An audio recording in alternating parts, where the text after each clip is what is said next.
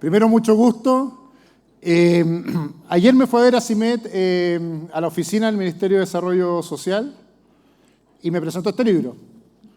Y me invitaron y yo ya había dicho que sí a esta comida y yo sabía que corría el riesgo de venir, que se iba a parar Dante aquí y iba a sacar una lista de peticiones y iba a tener que responderlas después de él. Pero al igual que otras veces Dante, voy a tratar de responder lo que puedo, me voy con los encargos, pero también voy a ser igual de franco como he sido siempre con ustedes cuando estaba en la Corfo y ahora en el Ministerio de Desarrollo Social. Creo que aquí hay una conversación más profunda que solo una institucionalidad que se puede crear para solucionar un problema. Yo hice mucho tiempo clases de Derecho, soy abogado, y siempre le decía a mis alumnos que teníamos un gran problema en Chile porque éramos uno de los pocos países que todavía venden las leyes en el diario. Si uno camina por en el Paseo Humá, ¿se han dado cuenta que uno camina la ley de arriendo, la ley del IVA? Dense una vuelta en el mundo y vean si en algún lado más tenemos tal amor por el derecho que se vende las leyes en los kioscos y nos vamos a dar cuenta que muchas veces creemos que la solución a todos los problemas pasa por resolverlo o con burocracia o con cambios legislativos y pocas veces reflexionamos el fondo de lo que necesitamos antes de pensar en cómo tenemos una ley o una institucionalidad que lo crea. Y quiero ahí entrarle a la conversación de fondo. Yo la verdad tengo una mirada bastante optimista del país que hemos construido. Tengo 42 años, tenía 12 años en el año 89 y probablemente si uno mira los 30 últimos años de la historia de Chile son los mejores años que ha vivido Chile por lejos. Y a veces nos cuesta darnos cuenta. Éramos un país que tenía más de un 40% de pobreza, estamos actualizando la CACEN hoy día en el Ministerio y en realidad actualizado con los datos y la canasta hoy día era más del 60% de la pobreza. Hoy día tenemos un 8.6% de pobreza, éramos un país de clase baja, hoy día somos un país de clase media. Éramos un país que si uno miraba su historia 200 años hacia atrás, tenía como, se había quedado pegado en la tabla de posiciones, era el sexto país de Latinoamérica, el año 70, el año 50, el año 20. Hoy día somos el primer país de Latinoamérica, como bien dijo el presidente Piñera, un oasis en una crisis bastante dura que está viviendo la región. Tenemos elecciones en Argentina y Uruguay el próximo domingo, el 27.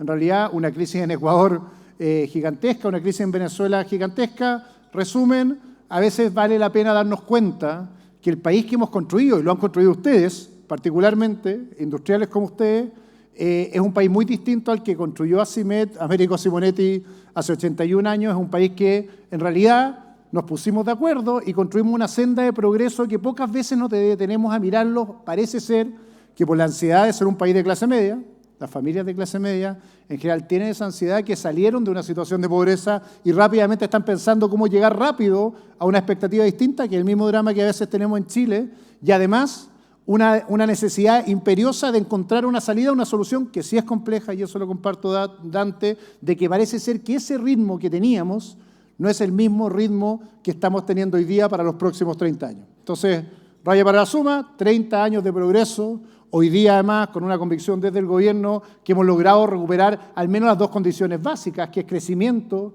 y una propuesta estratégica de hacer reformas estructurales que avancen en la senda del crecimiento, pero una duda, una especie de incertidumbre respecto a si lo que hacemos es suficiente para llegar a donde tenemos que llegar, que es al desarrollo, y que no nos pase el cuento del tío. A mí me crió mi abuelo y mi abuelo me decía, Chile, yo soñé que Chile iba a ser un país desarrollado y no fue un país desarrollado. Escuché al presidente Lago, mi abuelo se murió un poquito años después, que íbamos a ser un país desarrollado, ojalá lo sea, todavía no lo somos, pero uno ve los libros de historia y lo mismo se prometió en Chile en 1880, que íbamos a ser un país desarrollado a la vuelta de la esquina, lo mismo se prometió a mediados de siglo. La verdad, nuestra frustración parece tiene que ver con esa duda real si nos vamos a quedar siendo un país de clase media o en realidad vamos a poder ser alguno de aquellos países que se definen como países ricos.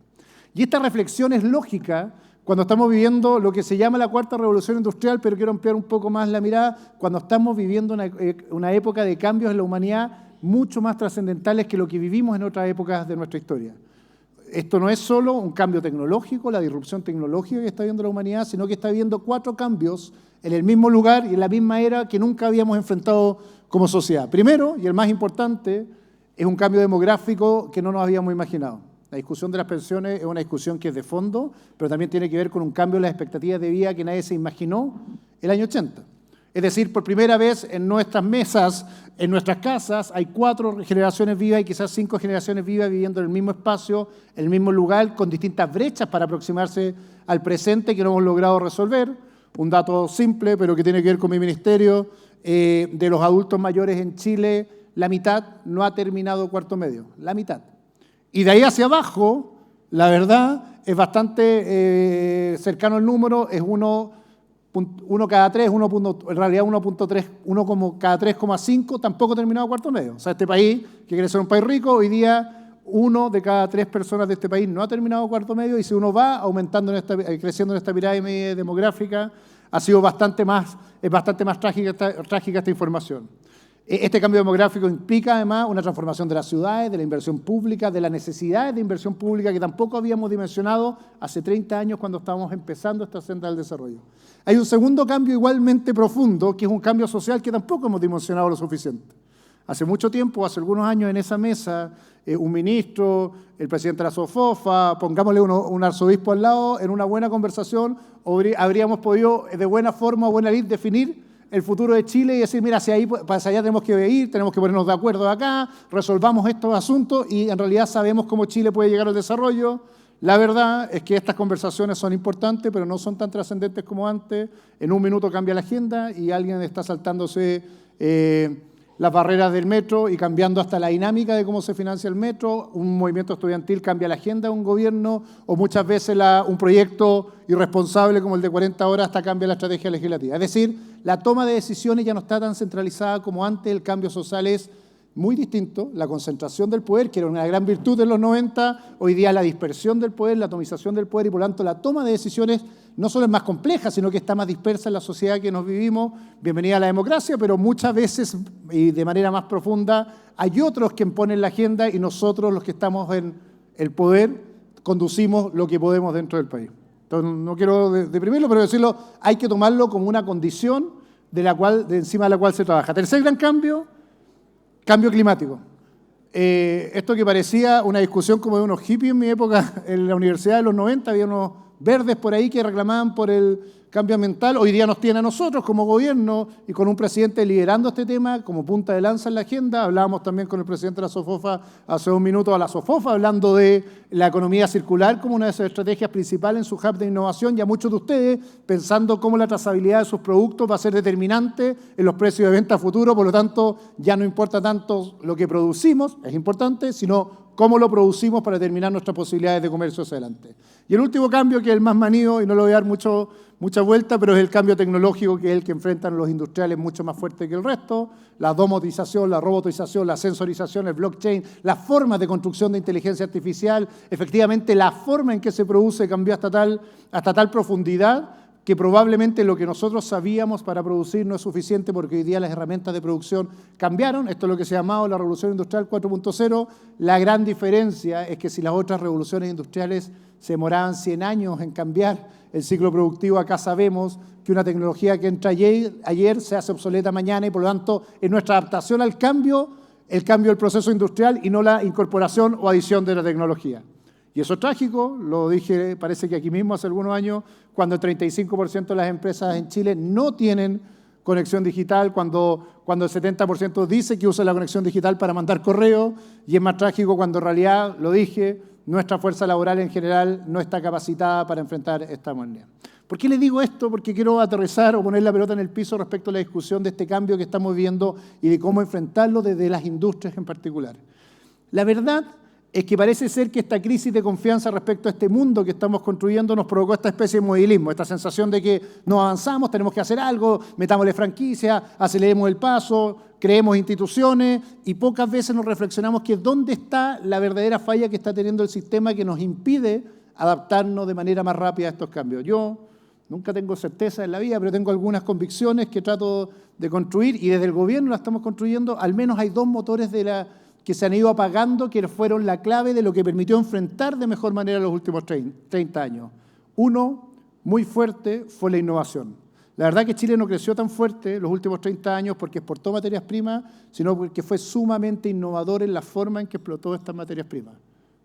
La celulosa no es materia prima en sí mismo, es la producción de tecnología que se desarrolló en Chile. La industria del salmón es lo mismo, la industria del cobre y sus procesos productivos son lo mismo. A mí, aquellos que me dicen Chile no innova y exporta materias primas, yo siempre miro con desconfianza, porque la verdad creo que durante 30 años lo que hicimos fue ser muy eficientes y productivos en la forma que producimos, pero también ir incorporando tecnología y capacidades chilenas a esa producción que permitieron ser competitivos como lo fuimos en el último plazo, en el último tiempo, y abrir nuestros procesos en la economía. Fuimos innovadores además en la forma en que lo hicimos.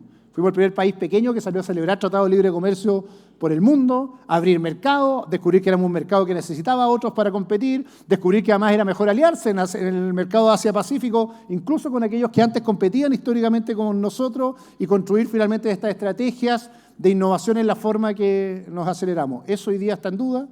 Hemos dejado de ser innovadores porque lo que hicimos, la celulosa, el salmón, el cobre, el litio en su minuto, produciendo carbonato desde la salmuera, etcétera, se empezó a detener el proceso y por lo tanto no supimos cómo salir, no sabemos muy bien cómo salir de esa curva de éxito inicial. Y la segunda gran clave, el segundo gran motor fue la colaboración. ¿Qué era la colaboración? Era ponernos de acuerdo. Pero si no somos capaces de ponernos de acuerdo ni cuánto es la jornada laboral en el país en general, ni cuánto es las tasas de impuestos, empezamos a ponernos de acuerdo entre lo público y lo privado, sentíamos que tener lucro y ganar era bueno y nos gustaba porque eso provocaba crecimiento, y sentíamos que tener un Estado que regulaba era bueno porque nos fijaba condiciones conocidas y nos daba el Estado de Derecho, y de repente esa conversación empezó a entrar en conflicto y lucrar era malo, los políticos éramos corruptos y además la academia no servía para nada, y empezamos a divorciarnos en esta conversación hacia adelante. Esto provocó 3 efectos bastante profundos en el país que estamos viviendo. Lo primero, y quizás la tragedia más grande, es el divorcio entre lo político y lo técnico en la conversación general.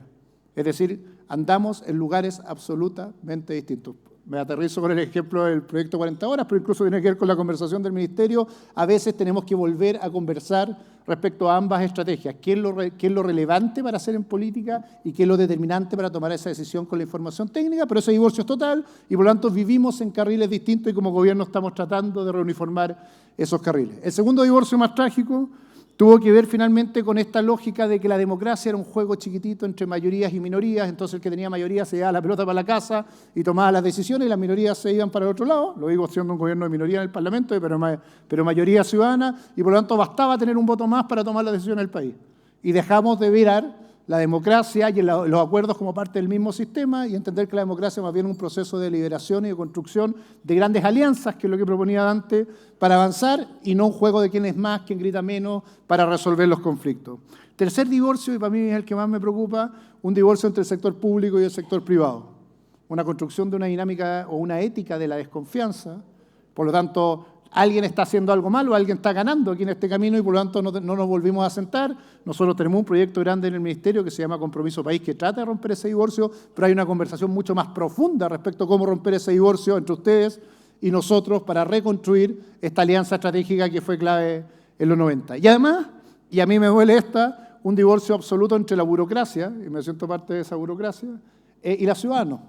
Una burocracia que se transformó finalmente en un poder en sí mismo, que juega al comprahuevo, que trata de construir institucionalidad. Ya vamos a llegar a 30 ministerios si le hacemos caso a antes, pero vamos en 26.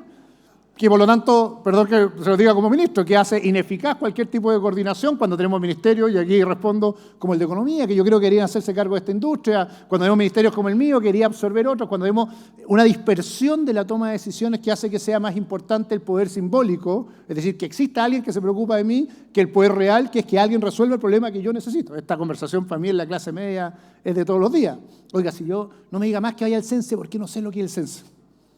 No me manda al Servio porque no tengo idea de lo que es el Servio, pero usted parece que sabe, pero tiene varias oficinas en varios lados con varios nombres. Yo quiero que alguien me pega, me capacite, quiero saber cómo conseguir una casa. Tenemos que reconstruir esta matriz de la burocracia, achicándola y simplificándola y haciéndola más eficaz, exactamente para resolver los problemas de ustedes. ¿Por qué les digo todo esto con ustedes? Porque tenemos que reconstruir esta conversación. Lo dije desde el rol de la Corfo el año pasado, hoy día lo digo de acá. Tenemos un desafío más grande. A mí me gusta mucho más que esta conversación de la industria en particular y de ACIMED sea ponernos una meta súper concreta. Si está mal que las industrias en Chile representen el 10% del PIB. Ese es el problema que tenemos. Nosotros, para avanzar en la siguiente fase de innovación y colaboración de desarrollo, necesitamos un mundo industrial más fuerte. ¿Por qué? Porque históricamente fue el sector que aportó innovación a la actividad productiva. Eran aquellos que desarrollaban industria donde había materias primas y por lo tanto le agregaban valor a nuestra economía que no se agregaba simplemente sin la existencia de esta industria. Por lo tanto, en concreto, se necesitan industrias capacitadas y adaptadas para enfrentar esta revolución que estamos viviendo.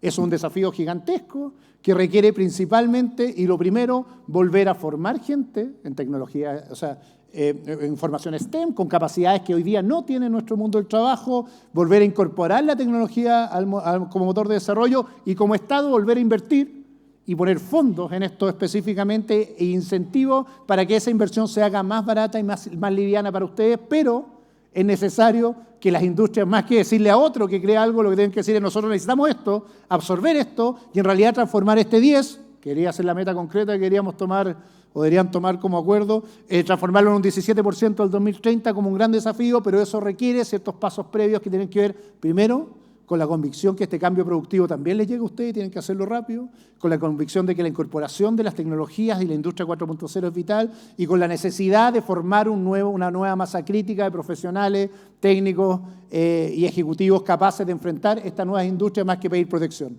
Segunda gran cosa, tenemos un desafío gigante como sociedad. Estados Unidos creó 17 centros de I+D en el último tiempo en manufactura avanzada. La Corfo hicimos 2, pero espero que hagan más en esa vuelta, pero avanzar mucho más fuerte y sostenidamente en la formación de centros de manufactura avanzada que junten a la industria, a la industria con la innovación y la academia en un solo mundo para que podamos en realidad hacer transferencia tecnológica más rápido. Están divorciados, la universidad está investigando unas cosas de otro mundo y ustedes tienen necesidades hoy día productivas hacia adelante. Y lo que ha pasado muchas veces es que ese divorcio nadie lo pone junto y como bien decía Dante, hay un rol público de articular, hay un bien público de articular esta oferta con inversión de manera de abaratar los costos de la transferencia tecnológica y acelerarla y llevarla más rápida a producto. Creo que hay un desafío gigantesco también en esta lógica que tenemos que poner un Estado mucho más activo en la dimensión de ser un poder comprador en el mercado que desate también estas dinámicas industriales hacia adelante y que además fije reglas de competencia que hagan que este mercado sea más competitivo y más dinámico en lo profundo. Y sobre todo, y con esto termino esta primera parte, o sea, esta parte final, decirle que ¿ven? Era para puro torturarles la comida. No traigan nomás, si tengo como 20 hojas, voy a leer el libro ahora. No. Y terminar esta lógica diciendo que además el Estado tiene que seguir invirtiendo en franquicias, en I+D mucho más fuerte de lo que está haciendo. Efectivamente hay, a mí me impresiona el desuso que tiene la franquicia de la Corfo con todavía las debilidades que tiene, pero hay 3 o 4 empresas que lo usan intensivamente y el resto no, y cualquiera de ustedes podría usarla en el mediano plazo, por lo tanto seguir incentivando el uso de franquicias donde hay inversión en innovación y no en cualquier lado. Resumo. Creo que tenemos un desafío gigantesco para enfrentar estos próximos 30 años si el país quiere llegar al desarrollo, en este caso al desarrollo social, por eso las industrias son vitales, son exactamente donde más empleo se genera y de más calidad se genera y donde más se moviliza además el territorio de un país, pero este desafío requiere al menos cumplir 4 metas gigantescas que tenemos que ponernos de acuerdo a través de la innovación y la colaboración. Más eficiencia industrial, más competitividad de las empresas, mayor generación de empleo de calidad y preparado para el futuro, más lucha contra el calentamiento global como forma de adaptación y ventajas competitivas y futuro y sobre todo más sostenibilidad en el modelo de eficiencia de producción energética en Chile.